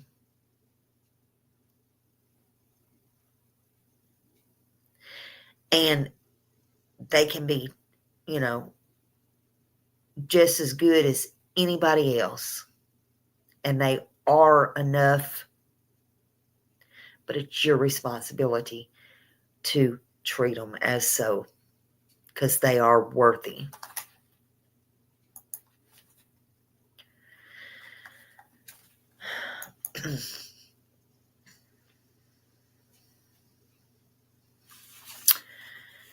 So please, if you have any information on Sebastian, please call 1-800-TBI-FIND. Please. And Katie, you are the last one again to know or see Sebastian where he was. Just tell the truth. You may not have did anything to him. Just tell the truth. He deserves better. Do you want to continue this and live your life like this? The truth is coming out. Y'all have a good night. And Ed, Chris, you tell the truth as well. Y'all have a good night. Thank you, mods. Thank you, subs. Thank you, everybody, for being here.